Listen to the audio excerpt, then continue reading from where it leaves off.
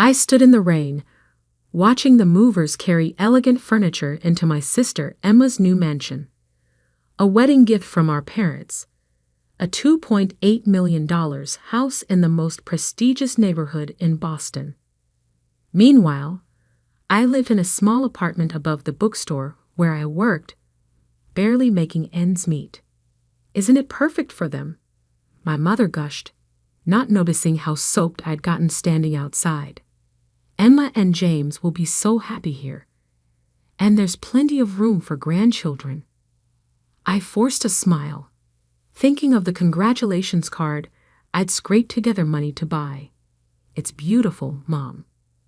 Emma emerged from the house, immaculate in designer clothes, her new engagement ring catching what little sunlight filtered through the clouds. Madison, you finally made it. What do you think of our little starter home? Starter home. As if a nearly $3 million mansion was just a stepping stone. It's lovely, I managed. The perfect wedding present. Oh, don't be jealous, Maddie. Emma laughed, using the nickname I'd always hated. I'm sure you'll find someone special too. Maybe one of those nice boys at the bookstore. Our mother jumped in. You know the Henderson's son is still single. He's an accountant now. Very stable career. I bit my tongue. At 32, I had a master's degree in literature and was working on my first novel. But to them, I was just the family disappointment. The daughter who chose books over business, dreams over security. I should go, I said quietly. My shift starts soon. On a Saturday? Mom frowned. But we're having a family dinner to celebrate Emma's house. Some of us have to work weekends, Mom. Emma rolled her eyes. Still so dramatic, Maddie. This is why you struggle, you know. Always choosing the hard way instead of accepting help. Help, like the full ride to business school I'd turned down. Like the position at Dad's firm I'd refused. Like the arranged dates with suitable men I'd avoided. What they never understood was that their help always came with strings. Golden handcuffs designed to shape me into their version of success. The bookstore is short-staffed, I said, already turning to leave. And I need the hours. Well, Mom sighed, at least take some leftovers home. I hate thinking of you eating alone in that tiny apartment. I didn't tell her that my tiny apartment was my sanctuary, a space filled with books, art, and peace. A place where I could write without judgment, dream without limits. The next morning, I stopped at Pete's corner store for my usual coffee. Pete, a grandfather figure who'd been running the shop for 40 years, greeted me with unusual excitement. Madison, did you check your ticket? I'd blinked, confused. Then I remembered the lottery ticket I'd bought 2 days ago. A silly impulse purchase with my last $5 when the jackpot had hit record numbers. Not yet. I pulled the crumpled ticket from my wallet. What were the winning numbers? Pete's eyes sparkled. Check the news, sweetheart. I pulled out my phone, finding the lottery website. The numbers appeared on screen. 7, 13, 24, 31, 42, 53. My hands started shaking. I looked at my ticket, then back at the screen. Pete, my voice was barely a whisper. I think I won. He grinned. I know you did, honey. I watched them draw your numbers live last night. All 6 matching numbers. You just won $97 million. The world seemed to tilt sideways. I grabbed the counter for support. Sit down before you fall down. Pete guided me to a chair. Deep breaths. This is big news, but you need to be smart now.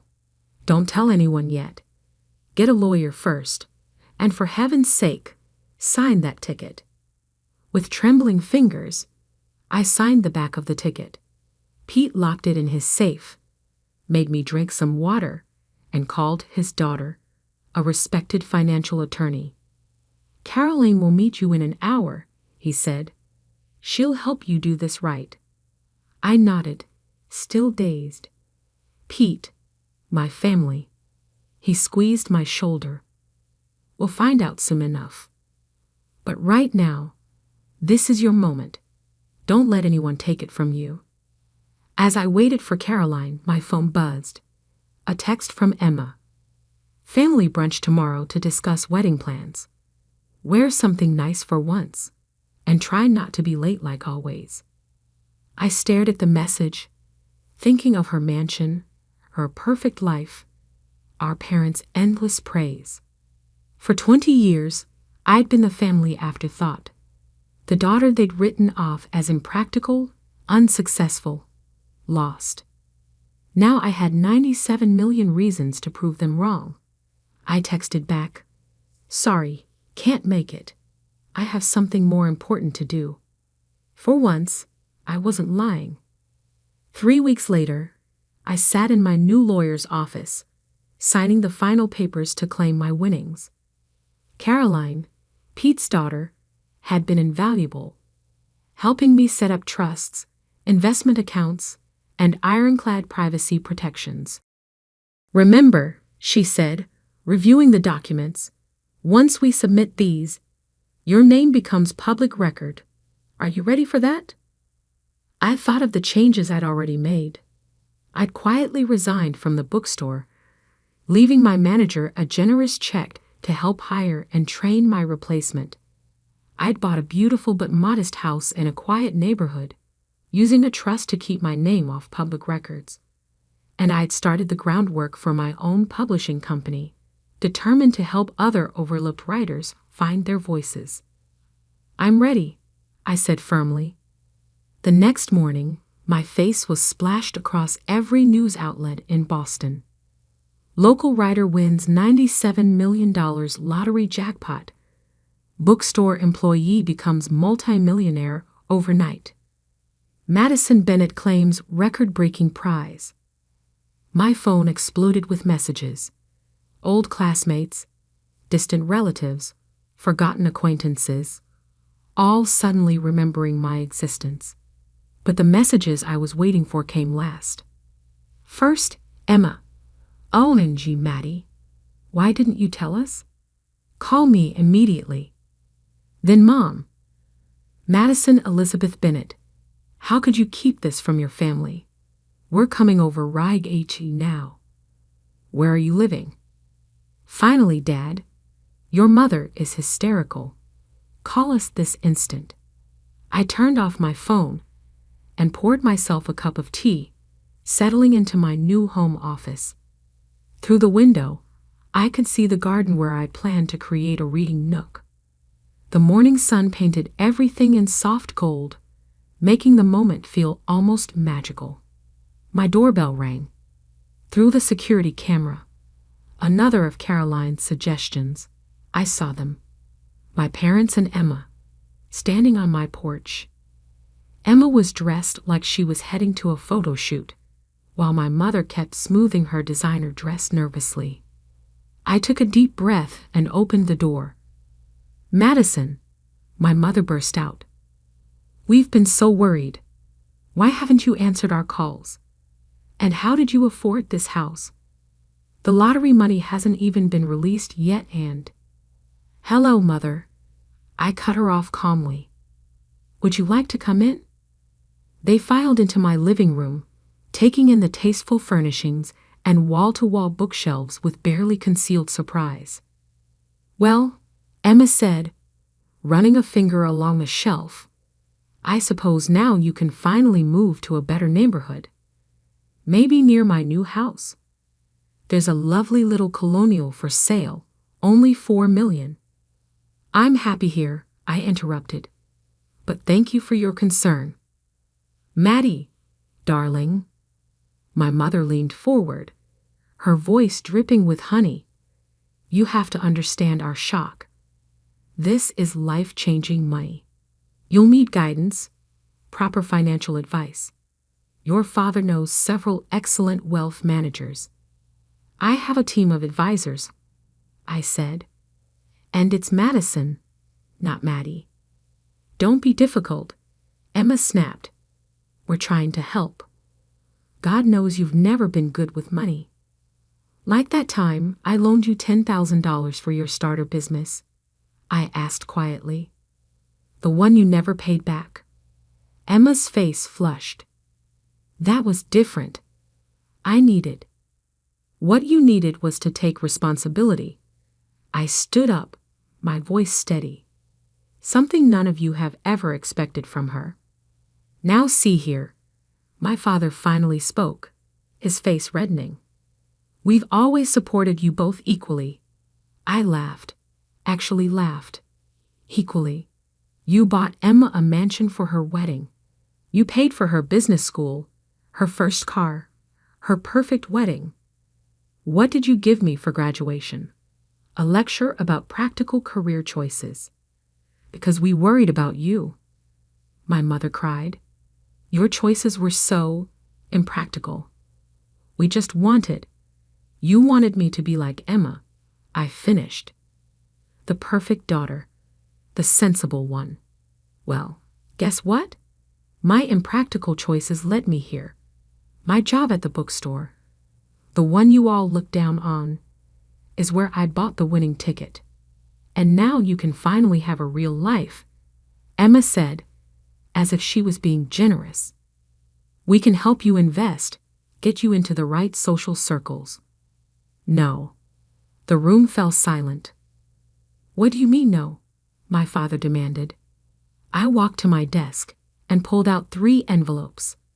Emma, this is a cashier's check for $10,000, repaying the loan you've conveniently forgotten about. I handed her the first envelope. Mom, Dad, this is a check for $15,000, the total of every gift, every payment, every contribution you've ever made to my life. I've kept careful records. They stared at the envelopes, speechless. The 3rd envelope, I continued, contains documents showing I've already established my own publishing company, created a charitable foundation for literacy programs, and set up my investments with one of the top firms in the country. I didn't need your guidance then, and I certainly don't need it now. But we're family, my mother whispered. Yes, we are. And family should love unconditionally. Support dreams, not squash them. Celebrate differences, not try to erase them. I walked to the door and opened it. Now, if you'll excuse me, I have a meeting with my foundation board about funding new libraries in underserved communities. You're making a mistake, my father said stiffly. You need us. I smiled, feeling lighter than I had in years. No, Dad, you need me. And that's the real reason you're here, isn't it? Emma stood up, her face a mask of fury. You think you're better than us now? Because of some lucky numbers? No, Emma, I always was. You just never saw it. As they left, my mother turned back, tears in her eyes. Madison, please. We made a terrible mistake. We see that now. Can't we start over? I looked at her, really looked at her, and saw for the first time how small she seemed. How all of them seemed, trapped in their narrow view of success and worth. Maybe someday, I said softly, but not today. I closed the door on their protests, walking back to my office. On my desk sat the manuscript of my novel, a story about a girl finding her voice in a world that tried to silence her. It was time to write the next chapter. 6 months later, the launch party for Bennett Publishing House was everything I dreamed of. We transformed an old warehouse into a magical space filled with books, art, and possibility. Local authors whose works we'd signed mingled with literary agents and journalists, while kids from our literacy program proudly showed off their own stories in a special display area. Pete stood beside me, beaming like a proud father. Look at what you've built, Madison, and not a penny wasted on showing off. He was right. While I could have easily bought a gleaming downtown office tower, I'd chosen to renovate this historic building instead, creating a space that felt like home to writers and readers alike. The millions I'd won had been carefully invested in education programs, in supporting new authors, in building something meaningful. My phone buzzed. A text from Emma. Saw your company in the business journal. Must be nice having everything handed to you. Betito, James lost his job. We could use some family support right now. I deleted the message without responding.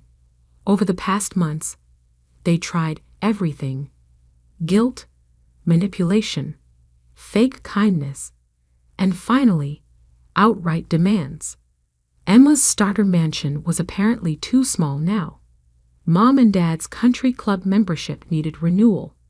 James's failed investments needed covering. I'd ignored them all. Miss Bennett? A young girl tugged at my sleeve. She was one of our literacy program students, clutching a notebook. Will you read my story? Of course, Sophie. I led her to a quiet corner, sitting down at her level. What's it about? A girl who finds a magic pen, she said shyly. Everything she writes comes true, but she has to figure out what's really important to write about.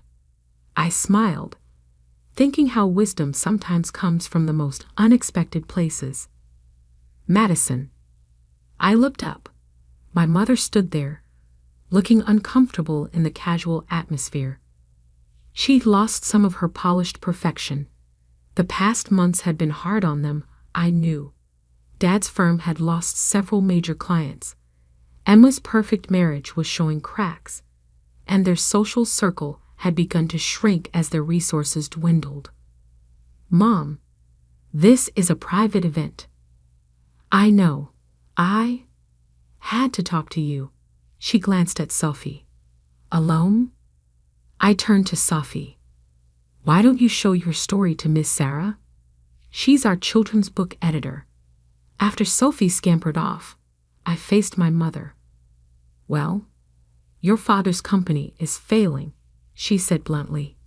Emma's house is being foreclosed. Everything's falling apart, and you're here playing with children's stories. I stood up, anger flaring. Playing? Look around, Mom. Really look. See those kids? They're learning to love reading, to believe in their own voices. See those authors? They're getting chances they never had before. I'm not playing, I'm building something real. But your family has never respected my choices. I cut in. Even now, you're not here because you care about what I've built. You're here because you need money. She flinched. We're still your family. Are you? I walked her over to our wall of success stories. Photos of children reading, authors signing their first contracts, community programs making real change. Family celebrates each other's victories. Family supports each other's dreams.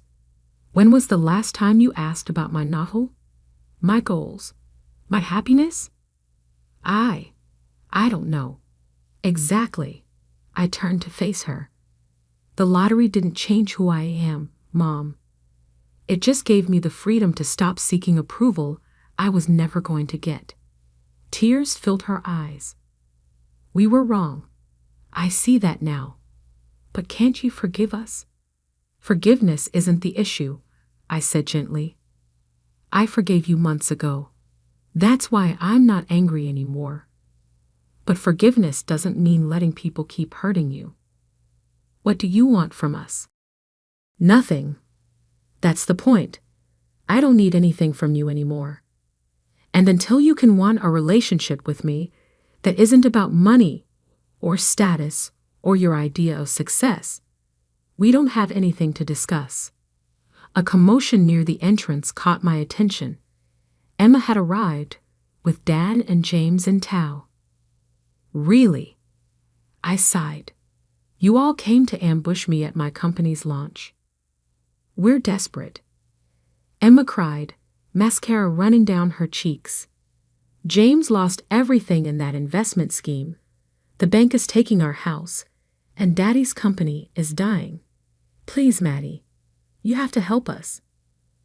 The room had gone quiet. Our guests tried to pretend they weren't watching the drama unfold.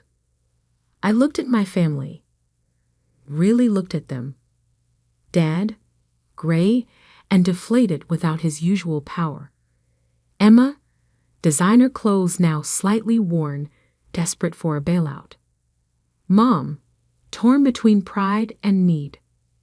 No, I said firmly. No. Dad's voice cracked. I'll make you all a different offer instead. I pulled out my phone, pulling up some photos. This is Carter Financial Services. They're looking for experienced advisors with community connections. Dad, they've agreed to interview you for a senior position. No guarantees, but a fair shot. I swiped to the next photo. Emma, the local arts center needs a fundraising coordinator. With your social skills and event planning experience, you'd be perfect. James, my friend's construction company is hiring project managers. Real work, fair pay. You want us to work for other people. Emma looked horrified. I want you to earn your own way. Like I did. Build something real. Find out who you are without the fancy titles and borrowed money. And if we refuse, Dad asked stiffly, then you'll figure something else out. But you won't get a dime from me to maintain the lifestyle that made us all so unhappy. Mom stepped forward, surprising me. The Arts Center, they really think Emma would be good at fundraising? Yes, because she is good at it. When she's actually trying, not just playing the perfect daughter. Emma wiped her eyes, smearing expensive mascara. I don't know how to be anything else. Yes, you do. I took her hand, the first time we touched in months. You're smart, capable, and determined. Use those qualities for something meaningful instead of just appearances. Dad cleared his throat. The position, at Carter Financial. When's the interview? Tomorrow at 10. Don't wear your Rolex. Show them your experience, not your ego. One by one, they nodded. Not happy, not grateful, but perhaps thoughtful. As they left, Mom turned back. Your company, it's really amazing, Madison. I'm sorry we never saw. I know, I said softly. Maybe someday you'll see me too. After they were gone, Pete appeared at my side. You okay, kiddo? I looked around at my publishing house, at the dreams being born, the stories being told, the lives being changed. You know what, Pete? I really am. Sophie came running back, waving her notebook. Ms. Bennett, Ms. Sarah loved my story. She said maybe someday it could be a real book. I knelt down beside her. Want to know a secret, Sophie? Every real book starts with someone brave enough to tell their story. Like you. Like all of us. Later that night, I sat in my garden reading nook, working on my novel. My phone buzzed with a text from Emma. I have an interview at the Arts Center tomorrow. Any advice? I smiled, typing back. Be yourself, your real self. The lottery hadn't just given me millions. It had given me the chance to show my family and myself what real wealth looked like. Not the money in my bank account, but the courage to finally be exactly who I was meant to be. And that was worth more than any number could measure.